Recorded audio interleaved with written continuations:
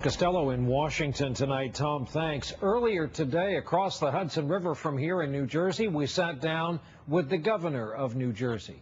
His name is Chris Christie, and in his party, his star is on the rise, in large part for bringing a new style to the job. Candidates want him to come stump for them. Recently, however, he took a big hit for saying no to New Jersey's share of a new tunnel beneath the Hudson River, a huge public works project designed to ease congestion. His decision exploded on the op-ed page of the New York Times, which called it a blow to national hopes of a recovery.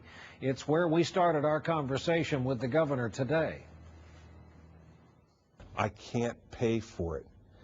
We're talking $2 to $5 billion over the current New Jersey investment, which is $5.7 billion of the total $8.7 billion cost. Brian, I don't have the money. But couldn't you find the money? Isn't there a way, if you really wanted it, for long-term investment? Listen, we're one state. We're the state of New Jersey. And no, I can't find the money. I can't print money like the federal government. I have the third highest debt load of any state in America. Times goes on. Here's how you should think about the decision to kill the tunnel. It's a terrible thing in itself, but beyond that, it's a perfect symbol of how America has lost its way. You're being tied to the nation losing its way by dint of this decision. Yeah, by the New York Times. I'll take a deep bow for that, Brian. I don't really care. They don't have the responsibility to balance the budget. You just finished a town hall meeting here in this club in Scotch Plains. You are going after the teachers union aggressively. Whether you do a good job or a bad job, you get to keep your job.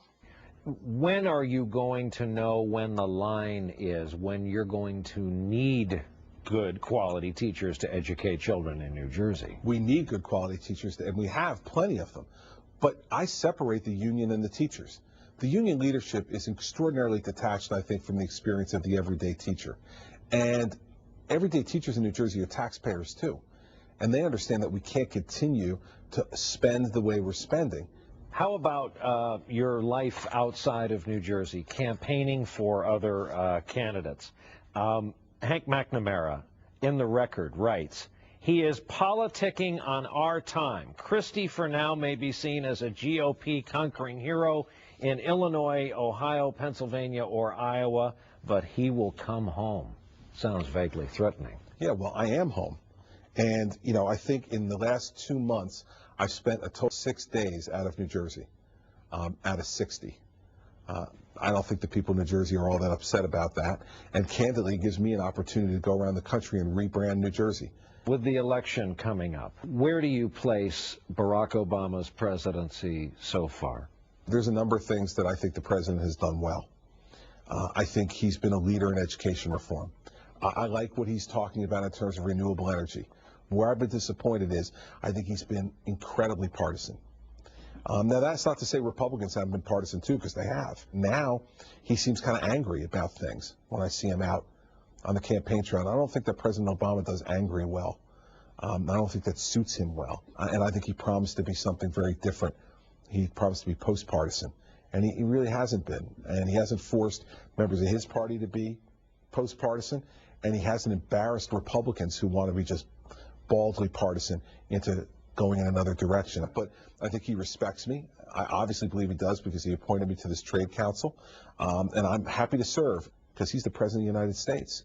And I felt that way from the day he was elected. Governor Christie has yet to decide whether to kill that New Jersey-New York tunnel project once and for all. He did agree to a federal request for a review of the massive project. You can find more of our conversation with the governor on our website, nightly.msnbc.com.